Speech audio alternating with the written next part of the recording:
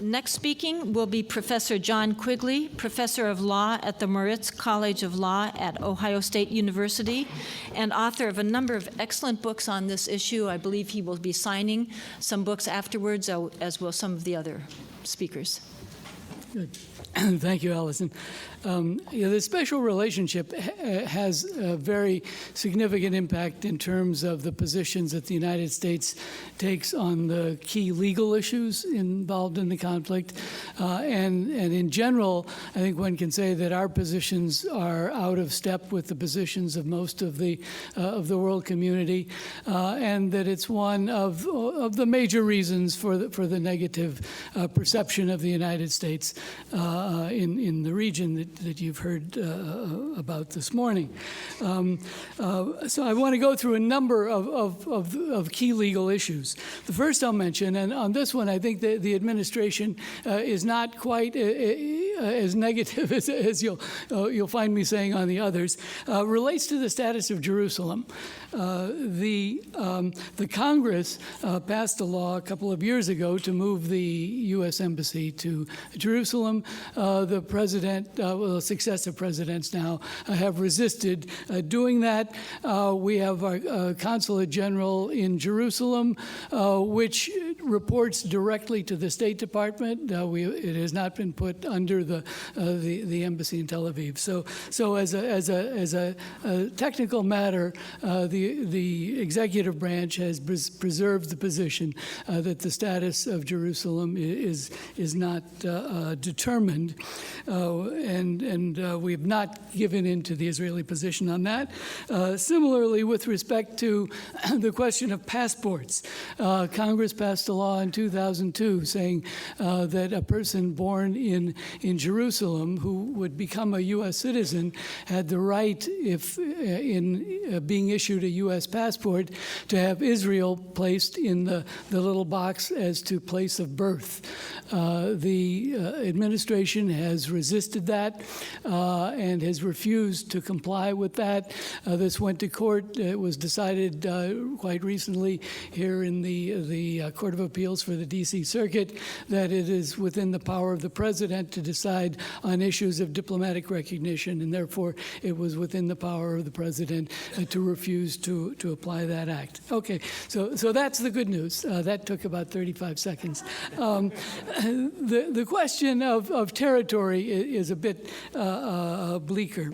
You heard this morning some references to the 1967 war. And this is one on which the United States, should have been taking the view that President Eisenhower took in 1956 when the war broke out in 1967, but it didn't. And I think we're living with the consequences of that to this day. The background of the war, I think, was accurately mentioned, if briefly, by General David this morning, that it was an attack by Israel. It's commonly thought that Israel justified the attack as anticipatory self-defense, that is, that Egypt was going to attack. In fact, that's not what it said in the Security Council. What it said in the Security Council was that Egypt had, in fact, attacked Israel on the morning of June 5th, and the Israeli military action was a response to that. That was the position of Abba Eban all through the discussions in the Security Council in June of 1967. It was, of course, a story that had been invented because at a certain point, the Israeli high command realized that the Egyptian army was overextended in the troops that it had brought up to the border, and that they had a pretty good chance of destroying the Egyptian army if they attacked. And that's essentially what they did. And they were in discussion with the Johnson administration for about 2 weeks prior to June 5th, 1967. Abba Eban made repeated communications and entreaties to the Johnson administration saying, we think that the Egyptians are going to attack, and the Johnson administration kept responding responding by saying, no, it's not true. And the CIA was analyzing on a daily basis and kept telling the administration, I think accurately, that there was no indication that Egypt was about to attack. Egypt was concerned that Israel was threatening Syria, and it wanted to deter an attack by Israel on Syria.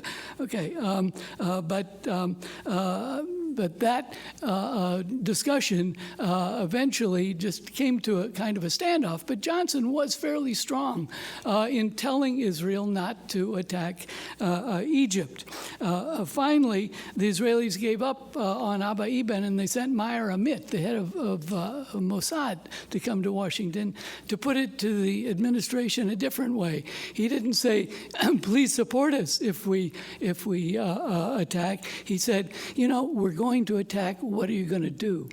And the response he got from a number of administration officials led him to believe that the U.S. government would keep quiet. That is, it wouldn't do a repeat of what Eisenhower did in 1956, and that it would let Israel essentially get away with it if it were able to be done relatively quickly.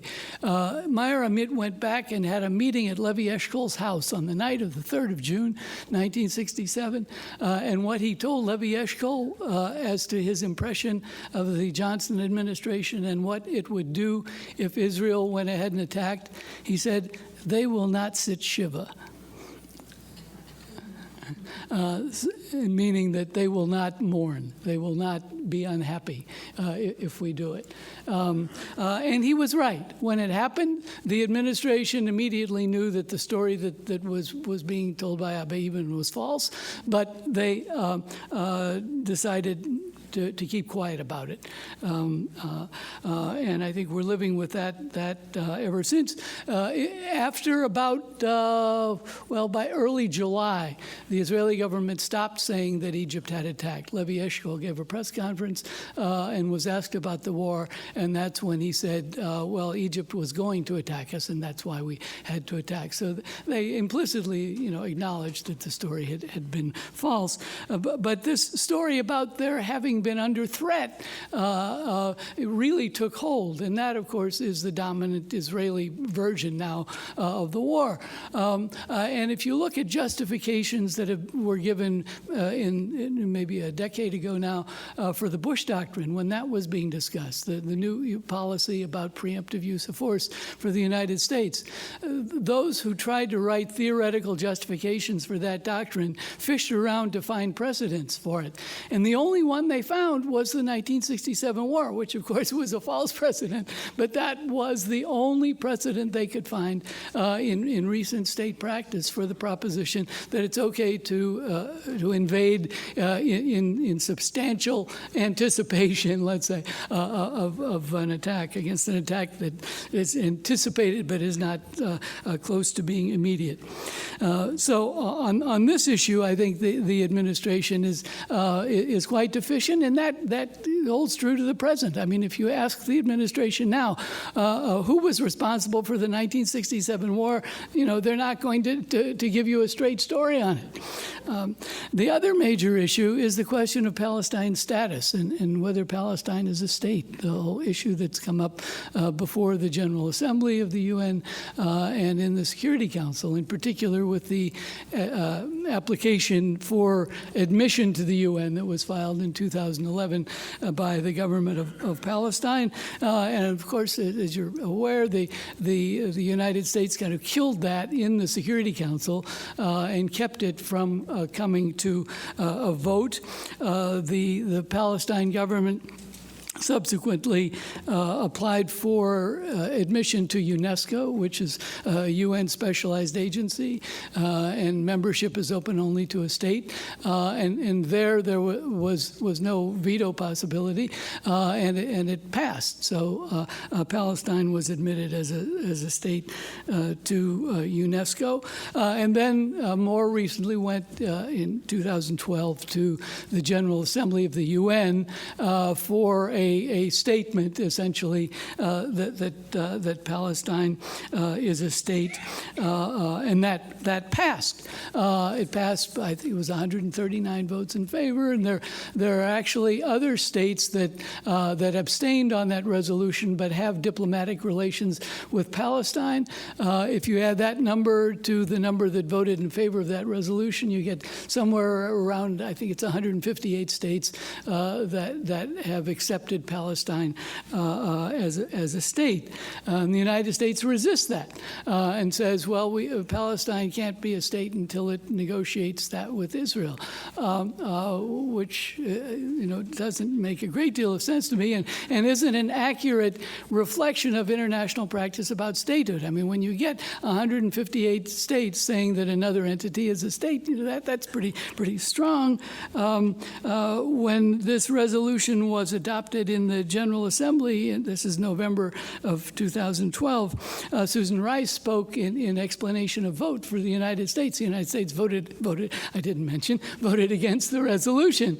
And she said, today's voting should not be misconstrued by any as constituting eligibility for United Nations membership. It does not. The resolution does not establish that Palestine is a state.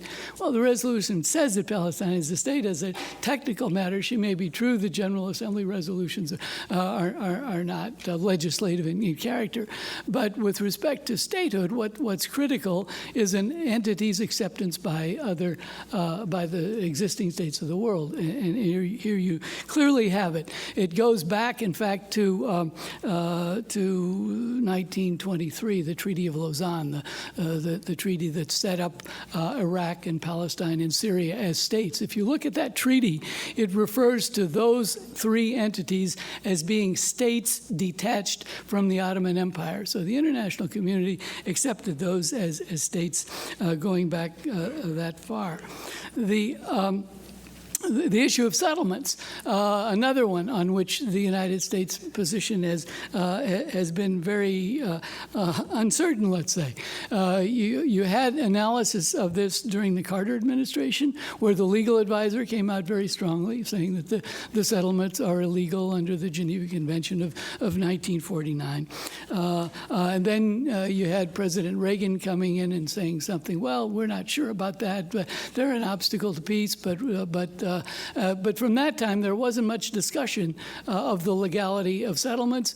And when the bilateral process started in the mid-90s, the United States took the position in the Security Council that it would not support any Security Council resolutions critical of Israel, in particular on settlements. So as a result, it began vetoing resolutions that were critical of Israel on settlement constructions, in particular around Jerusalem.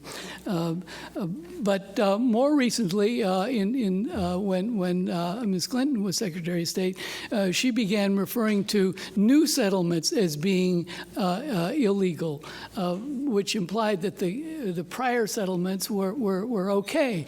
Now we get a statement, this is now November of last year, from Secretary Kerry, who says settlements are illegitimate. They've backed off the word illegal. I'm not sure what distinction they see between illegal and illegitimate. And he wasn't all that clear. He made the statement in a way that it might have applied to prior settlements, but still it's very ambiguous. And this is, of course, against the very strong opinion of the world community on the question of settlements. The United States has also pressured the Palestine government not to go to the International Criminal Court, which would be a way of dealing with the settlements. And to my mind, the only way within legal principle that the settlements can presently be dealt with, since negotiation and pressure from the United States doesn't seem to be very effective. But the International Criminal Court statute defines war crimes. One of the war crimes, a long list of things defined as war crimes, one of them is transferring civilians into territory under belligerent occupation.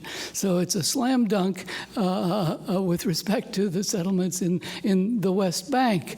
And that, I think, actually should be pursued by the International Criminal Court, even without any further action on the part of the government of Palestine, but on the basis of the conferment of jurisdiction that Palestine did to in 2009 after the Gaza war, when it filed a statement with the International Criminal Court saying that it conferred jurisdiction for any war crimes or genocide, whether crimes against humanity committed in the territory of Palestine. And the prosecutor should be able to work simply on that basis and go ahead and investigate. Unfortunately, the prosecutor first said, well, I'm not sure whether Palestine is a state, so I was a bit mystified by that. So I sent him an email in March of 2009. I said, well, you know, by the way, Palestine is a state, and you have every basis for this. And eventually other people started sending him memos in the other direction. So eventually he invited all of us to come to The Hague and argue it out. And we went, and Dory Gold came and argued against jurisdiction. And eventually, unfortunately, the prosecutor's office decided that it was not its position to make a determination as to whether Palestine was a state. This is after 3 years of saying it was struggling with the issue. It decided that it was not its position. And that, in fact, is what led the Palestine government to go to the General Assembly and get the resolution adopted in November of 2012. But there's also the question of repatriation of the refugees from 1948. I'll just finish with that. Here, the United States position used to be very strong. If you look at the proceedings of the UN General Assembly in December of 1948, when the resolution was being adopted calling on Israel to repatriate, Dean Rusk was representing the United States, and he stood up and made a speech. And he said that the refugees should not be pawns of a political settlement. The position of Ben-Gurion at the time was, we will deal with the refugee issue when and if we get recognition from the Arab states. And Dean Rusk was saying, no, this is a humanitarian issue. It needs to be dealt with. And the United States voted in favor of General Assembly Resolution 194 that was adopted then. And every year thereafter, when it was reiterated by the General Assembly, up until the mid-90s, the United States voted in favor of those reiterations of General Assembly Resolution 194. And then we stopped. And now, of course, Israel has a peace agreement with Egypt. It has a peace agreement with Jordan, and it's a negotiating agreement with Israel. So Ben-Gurion's rationale, if that was the real rationale, would mean that Israel should be prepared to accept all the refugees back. But this is not being pressed by the United States in the negotiations, not at all. At Camp David in the year 2000, President Clinton really didn't take the repatriation question very seriously. Mr. Kerry apparently has suggested that maybe 80,000 should be taken back. That's a rumor, but clearly we're not taking a strong position. Thank you.